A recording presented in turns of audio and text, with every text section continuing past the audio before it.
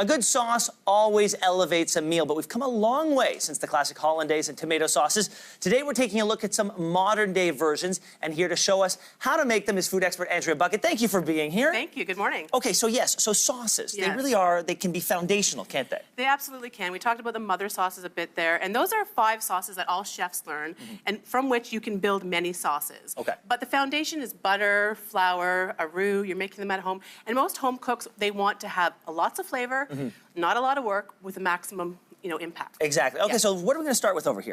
Okay, so this is a great one. I'm going to get you to make this one. Okay, actually. sure. So this is a gochujang sort of Korean-inspired sauce, and you can use it for many things. So gochujang here, Yes. this is a fermented chili paste. Okay. So it's fermented with glutinous rice, which gives it... All of it? All of it. All right. It gives it a bit of sweetness. Okay. And it has nice, even heat. Okay. So if you like miso, things that sort of have that funky fermented quality, this is your bag right here. All right. All right, so we're going to brighten that up with a little bit of rice wine vinegar. Okay.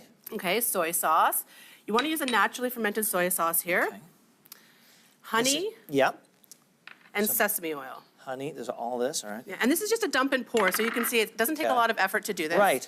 This is what I noticed this weekend. I was telling you that I made an Asian noodle at home for the first time, and Yes. it can be tricky it can be intimidating to go buy the ingredients, but once you do that, Once you do that once, it's actually pretty easy to build these things. and it allows you to be really creative. So then we're going to put some straight up toasted sesame seeds. Okay, all of them? All of them. Okay.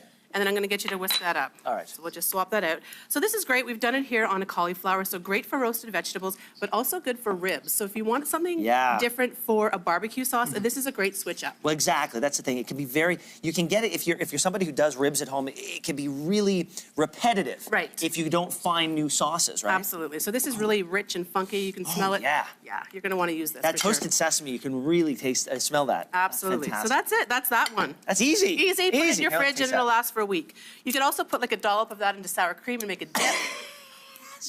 Yes. That's what we were looking That's for. good. But it's sort of an even heat. It is an even heat. Okay. It just kicks you in the back of the teeth a little bit. That might have been the vinegar.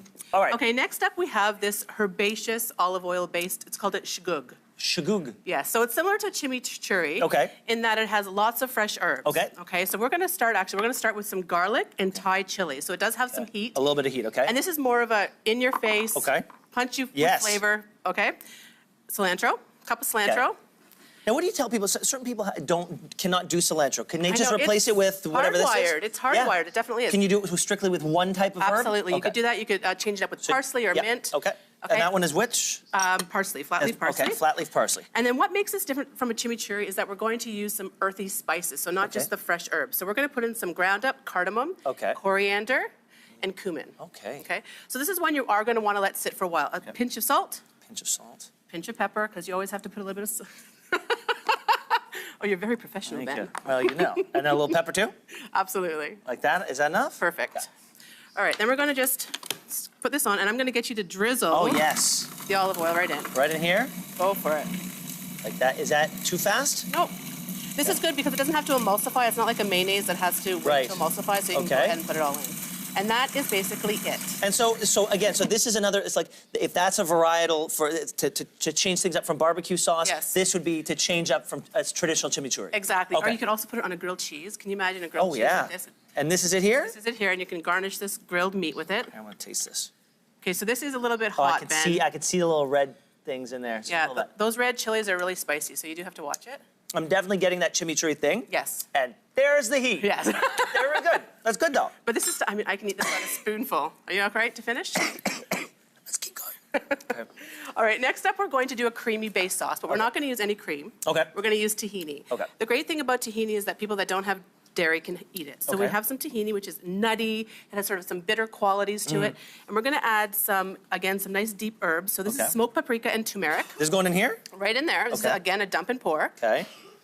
Some olive oil. Some olive oil, all right. Yeah. And you can also put garlic in here if you wanted, but Okay. I thought I'd sort of leave it a little And bit then neutral. just- A little bit of hot sauce. A little give it hot dash. sauce, okay. Just a couple of dashes in there. Yeah, and then a squeeze of lemon. Squeeze. I'm really up. putting you to work today. Yeah, it's good.